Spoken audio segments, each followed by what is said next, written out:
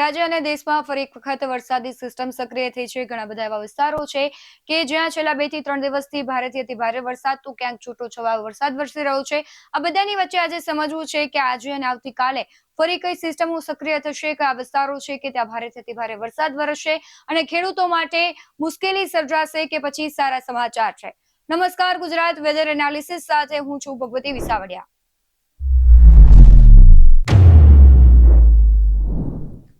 છેલ્લા ઘણા સમયથી આપણે જોઈ રહ્યા છીએ કે વાદળછાયું વાતાવરણ રાજ્ય અને દેશમાં દેખાઈ રહ્યું છે. ખાસ કરીને ગુજરાતની વાત કરીએ તો ગુજરાતમાં છૂટાછવાયા વિસ્તારો છે ત્યાં ભારેથી અતિ ભારે વરસાદ તો ક્યાંક છાંટા પડ્યા છે. ઘણા બધા એવા વિસ્તારો હતા કે જ્યાં પહેલો જે વરસાદનો રાઉન્ડ હતો ત્યાં ભારે તારાજી સર્જાઈ, પરંતુ બીજો રાઉન્ડ ક્યારે શરૂ થશે તેની અસર કયા વિસ્તારોમાં વધારે જોવા મળશે અને કઈ સિસ્ટમ સક્રિય થઈ છે તેના વિશે આપણે વિંડીના માધ્યમથી સમજવાનો પ્રયત્ન કરવો છે. કારણ કે હવામાન નિષ્ણાતો છે તેમણે પણ આગામી દિવસોમાં ભારેથી અતિ ભારે વરસાદની આગાહી કરી છે. હવામાન વિભાગ દ્વારા પણ આગાહીઓ કરવામાં આવી છે. સૌથી પહેલા આપણે વિંડીના માધ્યમથી સમજવાનો પ્રયત્ન કરીએ કે આજે કયા વિસ્તારો છે ત્યાં ભારે વરસાદ પડી શકે છે. તો આજે સાંજ સુધીમાં ઘણા બધા એવા વિસ્તારો છે કે ત્યાંથી ભારે વરસાદ, તો કે ભાઈ મુંબઈ અને સુરતનો આખો વિસ્તાર છે ત્યાં ભારે વરસાદ પડી શકે છે. છૂટોછવાયો વરસાદ ગુજરાતના ઘણા બધા શહેરોમાં છે, પરંતુ ખાસ એ સિસ્ટમો સક્રિય થઈ છે તેના વિશે વાત કરવી છે. અહીંયા જોઈ શકો છો કે ઇન્દોર સહિતનો ભાગ છે, નાગપુર અને રાજસ્થાનનો ભાગ છે ત્યાં ભારે વરસાદની સિસ્ટમ સક્રિય થઈ છે. એક સાથે 3 સિસ્ટમ સક્રિય થઈ છે અને આ ત્રણેય સિસ્ટમ છે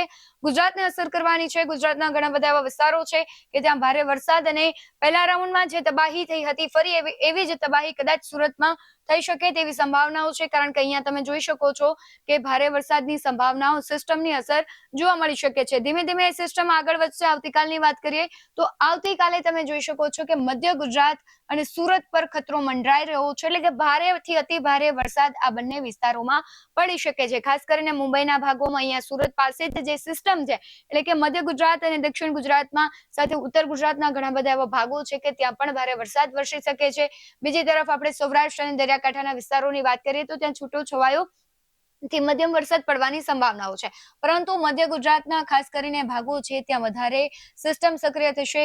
ઉદયપુર નજીક બંસવારા પાસે એક સિસ્ટમ છે તેની અસર મહેસાણામાં થશે, અમદાવાદમાં થશે.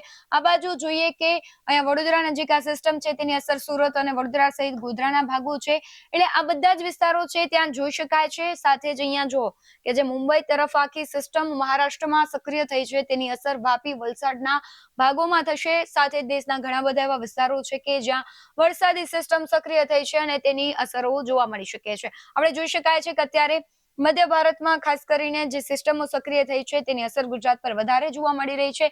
એમાં પણ મધ્ય ગુજરાત અને સુરત એટલે કે દક્ષિણ ગુજરાતના જે ભાગો છે ત્યાં અતિ ભારે વરસાદ પડી શકે છે. કારણ કે આ વખતે આપણે જોયું કે જે ચોમાસું ધીમું ધીમું પ્રવેશ્યું હતું, પરંતુ હવે જે વરસાદી સિસ્ટમો સક્રિય થઈ છે એક સાથે આ ત્રણેય સિસ્ટમો છે ભારે અને ઘાતક સિસ્ટમો છે.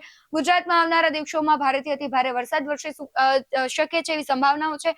પણ ગુજરાતના દરિયાકાંઠાના વિસ્તારની વાત કરીએ તો પહેલા રાઉન્ડમાં દરિયાકાંઠાના વિસ્તારોમાં ભારેથી અતિ ભારે વરસાદ વરસ્યો હતો. ઘણા બધા એવા વિસ્તારો હતો કે ત્યાં તબાહીના દ્રશ્યો સામે આવ્યા હતા. ઘણા બધા પૂરગ્રસ્ત વિસ્તારો છે અને તેના દ્રશ્યો પણ આપણે જોયા હતા. કોઝવે બંધાઈ ગયા હતા, નદી નાળા છલકાયા હતા, ડેમોમાં ભરપૂર પાણી આવી ગયું હતું. પરંતુ કચ્છનો જે વિસ્તાર છે ત્યાં અત્યારે કોઈ ખાસ એવી સંભાવનાઓ નથી, પણ છૂટોછવાયોથી મધ્યમ વરસાદ ત્યાં વરસી શકે છે. એટલે કે આગામી દિવસોમાં વરસાદી સિસ્ટમો જે નવી સક્રિય થઈ છે તેની અસર ગુજરાતના મોટા ભાગના વિસ્તારોમાં થવાની છે, પરંતુ તેની વધારે સિસ્ટમની અસર છે તે મધ્ય ગુજરાત અને દક્ષિણ ગુજરાતમાં દેખાશે. તમને અત્યારે જોઈ શકાય છે કે આવતા શુક્રવારે એટલે કે હવે પછીનો જે શુક્રવાર આવે છે ત્યારે પણ વરસાદી સિસ્ટમ અહીંયા મધ્ય ગુજરાત અને મધ્ય ગુજરાતના નજીકના જે વિસ્તારો છે ત્યાં જોવા મળી શકે છે. ઉત્તર ગુજરાતના ભાગોમાં પણ તેની અસર જોવા મળશે, પરંતુ અમદાવાદ સહિતનો જે વિસ્તાર છે ત્યાં જોવા મળી શકે છે તેની વધારે અસર. ધીમે ધીમે એ સિસ્ટમ છે ઇન્દોર નજીક થશે અને ત્યાં 2 સિસ્ટમ સક્રિય થશે અને ત્યાં ભારે વરસાદની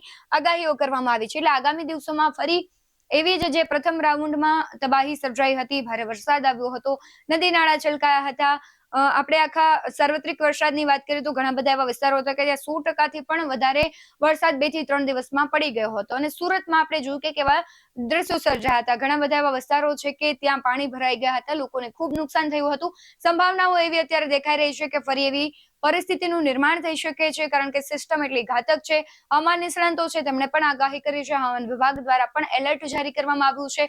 તમારા વિસ્તારમાં જો વરસાદ છે તો તમે એ વિડીયો અમને અમારા WhatsApp નંબર પર મોકલી શકો છો. છો. બાકી આવા જ વધુ અહેવાલો સાથે ફરી મળતા રહીશું. તમે અમારી યુટ્યુબ ચેનલને સબસ્ક્રાઇબ કરવાનું અને ફેસબુક અને ઇન્સ્ટાગ્રામ પર ફોલો કરવાનું ભૂલશો નહીં.